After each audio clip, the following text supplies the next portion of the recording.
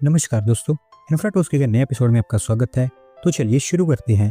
पहली खबर की शुरुआत करते हैं छत्तीसगढ़ से, जहां पर दोस्तों छत्तीसगढ़ सरकार के द्वारा एक national institute of fashion technology का नया कैंपस अप्रूव कर दिया गया स्टेट के अंदर और इसे नवा रायपुर में बनाया जाएगा। दोस्तों बेसिकली छत्तीसगढ़ सरकार ये चाहती है कि टेक्सटाइल के एरिया में छत्तीसगढ़ को one of the biggest contributor बनाया जाए और उसी को फैसिलिटेट करने के लिए यहाँ पर नई फैसिलिटीज अप्रूव की जा रही हैं। ये नया कैंपस उसी का ही हिस्सा हुआ जिसको बनाने के लिए 271.18 करोड़ रुपीज खर्च किए जाएंगे। यूज को यहाँ पर fashion design, textile design, fashion management और फैशन टेक्नोलॉजी में अपस्किल और ट्रेन किया जाएगा। इसके साथ साथ छत्तीसगढ़ सरकार के द्वारा clothing manufacturers association of India के साथ भी एक एमओयू साइन किया गया है, जो एक टेक्सटाइल और अपैरल फैसिलिटेशन सेंटर सेट करेंगे रायपुर के अंदर और होपफुली यहाँ पर उन्होंने जो प्लान्स बनाए हैं उसमें वो सक्सेसफुल हो पाएंगे। अगली दूसरा अपडेट ऑयल रिफाइनरी को लेकर है, जहाँ पर दोस्तों सऊदी अरेबिया ने उनके इन्वेस्टमेंट प्लान्स को भारत में रिवाइव कर दिया है और अभी आरआरपीसीएल के बजाय वो भारत में 2 नई रिफाइनरीज के अंदर इन्वेस्टमेंट करेंगे। दोस्तों सऊदी अरेबिया पिछले कुछ सालों से कोशिश कर रहा है कि भारत में आरआरपीसीएल रिफाइनरी रिवाइव हो जाए, जहां पर वो बिलियंस ऑफ डॉलर्स की इन्वेस्टमेंट करने वाले थे, लेकिन अब वो प्रोजेक्ट ठंडे पत्ते में चला गया है और उसके स्टार्ट होने के ऑलमोस्ट नेग्लिजिबल चांसेस है। तो इसी कारण सऊदी अरेबिया ने कहा है कि वो भारत में जो 2 नई रिफाइनरीज बनाई जाएंगी उनमें इन्वेस्टमेंट करेंगे, जहाँ पर वो कुछ स्टेक खरीदेंगे। इनमें से एक रिफाइनरी तो बीपीसीएल की होगी आंध्र प्रदेश में, जबकि दूसरी रिफाइनरी अभी फाइनल नहीं है, बट मोस्टली वो गुजरात में होगी। बिलियंस ऑफ डॉलर्स की इन्वेस्टमेंट यहाँ पर आपको आती हुई दिखाई देगी। अगली दोस्तों अपडेट नोएडा से है, जहां पर दोस्तों भारत सरकार के द्वारा पहला इलेक्ट्रॉनिक मैन्युफैक्चरिंग क्लस्टर अप्रूव कर दिया गया है यूपी के लिए और इसे ग्रेटर नोएडा में बनाया जाएगा। दोस्तों इलेक्ट्रॉनिक मैन्युफैक्चरिंग क्लस्टर नोएडा और ग्रेटर नोएडा के लिए काफी बड़ा बूस्ट है, क्योंकि आप जानते हैं कि ऑलरेडी ये हमारे देश की इलेक्ट्रॉनिक मैन्युफैक्चरिंग हब है। ऑलमोस्ट 60% के आसपास स्मार्टफोन्स हमारे देश के यहीं पर प्रोड्यूस होते हैं, जो आगे चलकर अब और बढ़ेगा। ये ईएमसी 206 एकड़ की में फैला होगा सेक्टर 10 में, जिसको बनाने के लिए 539 करोड़ रुपये खर्च किए जाएंगे। इसमें से 144 करोड़ रुपये सेंट्रल गवर्नमेंट के द्वारा खर्च किए जाएंगे, जबकि बाकी contribution Yamuna expressway industrial development authority का होगा। हैवेल्स से यहाँ पर एंकर इन्वेस्टमेंट होगा, क्योंकि 206 में से 50 एकड़ ऑफ लैंड इनको दी जाएगी। 800 करोड़ रुपये यहाँ पर इन्वेस्ट करेंगे।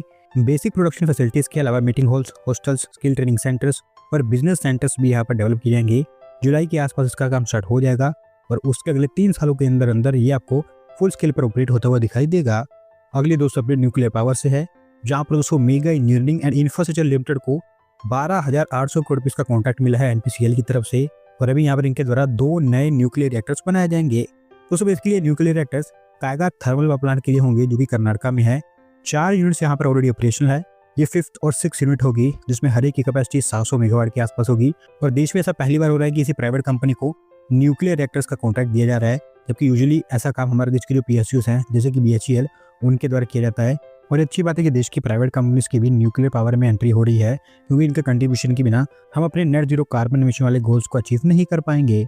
अगली दोस्तों अपडेट उत्तर प्रदेश से है, जहाँ पर दोस्तों लखनऊ के बाद प्रयागराज यूपी की दूसरी सिटी बन रही है, जहाँ पर डबल डेकर बसेस ऑपरेट होंगी और इसको लेकर UP state road transport corporation के द्वारा 2 रूट्स फाइनलाइज किए गए हैं। तो बेसिकली डबल डेकर बसेस अभी काफी ज्यादा पॉपुलर हो रही हैं, देश की बहुत सारी सिटीज में अभी ऑपरेट हो रही हैं। अब उसमें प्रयागराज का भी नाम ऐड होगा। पहला रूट प्रयागराज एयरपोर्ट से सिविल लाइंस के बीच में होगा, जबकि दूसरा गोविंदपुर से प्रयागराज चौकी तक होगा। और वैसे मैं बता दूं कि ये बसेस यहाँ पर ऑलरेडी आ चुकी थी, जिनको इनिशियली कुंभ के लिए यहाँ पर बुलाया गया था और अब क्योंकि यहाँ पर फिक्स रूट्स प्रिपेयर कर लिए गए हैं, तो अब ये रेगुलर बेसिस पर यहाँ पर यूपीएसआरटीसी ऑपरेट करेगी।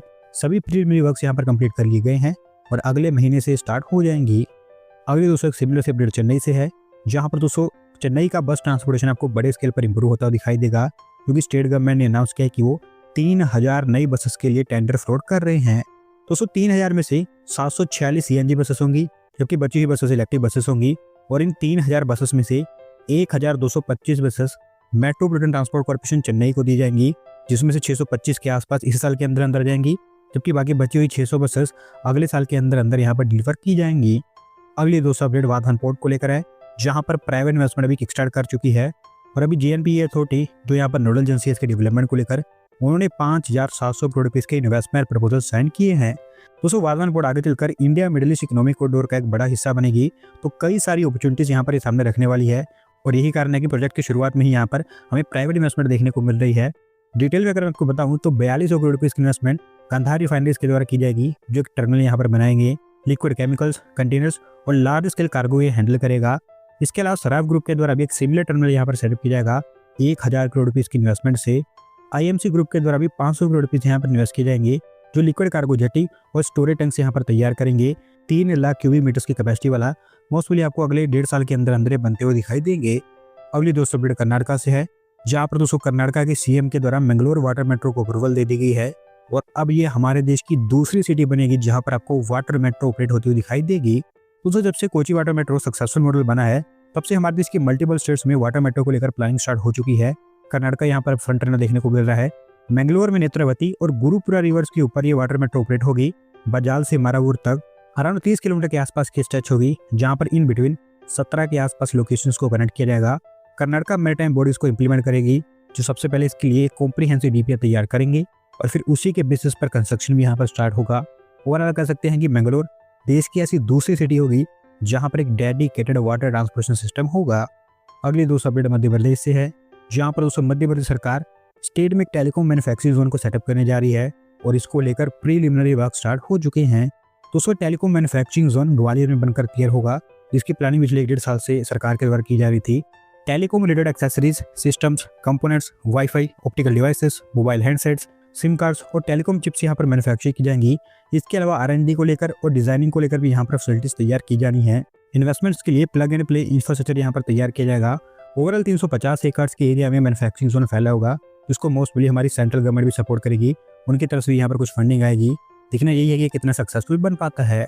अगली दोस्तों अपडेट हमारी रेलवे से है, जिन्होंने वंदे भारत स्लीपर ट्रेन को लेकर एक और रूट प्रिपेयर कर लिया है और अब आपको एक वंदे भारत स्लीपर ट्रेन दिल्ली से हावड़ा के बीच में भी ऑपरेट होती हुई दिखाई देगी। दोस्तों रेलवे ने BEML को 10 Vande Bharat sleeper train sets की मैन्युफैक्चरिंग का कॉन्ट्रैक्ट दिया है। उसमें से अभी एक तैयार हो गई है, बाकी सभी अंडर कंस्ट्रक्शन है और उन्हीं 10 ट्रेन को लेकर अभी रूट प्रिपेयर की जा रही है, जिसमें अभी दिल्ली हावड़ा रूट भी इंक्लूड हो चुका है। इस रूट पर राजधानी और दुरंतो जैसी प्रीमियम ट्रेन ऑलरेडी ऑपरेट हो रही हैं। ये ओवरऑल तीसरी प्रीमियम ट्रेन होगी इस रूट पर। 1449 किलोमीटर की जर्नी 15 घंटे में कंप्लीट कर पाएगी 160 kmph की स्पीड से और इस रूट पर ऑपरेट होने वाली ये फास्टेस्ट ट्रेन होगी। दुरंतो और राजधानी से भी तेजी ऑपरेट होगी। कानपुर, प्रयागराज, डीडू जंक्शन, गया जंक्शन, धनबाद, आसनसोल, इस तरह के स्टेशन को यहाँ पर हॉल्ट में इंक्लूड किया गया है। देखते हैं कब तक इसको इनोवेट किया जाता है। अगली दोस्तों अपडेट मुंबई से है, जहाँ पर दोस्तों बृहन मुंबई म्युनिसिपल कॉर्पोरेशन एक और व्यूइंग गैलरी सेटअप कर रही है मुंबई के अंदर और इसे टाउन हॉल जिमखाना की नई बिल्डिंग में बनाया जाएगा। तो सभी जस्ट 1-2 दिन पहले मैंने आपको बताया था कि BMC के द्वारा बांद्रा के पास एक व्यूइंग टावर को डेवलप किया जाना है, जो टूरिज्म के लिए तैयार होगा।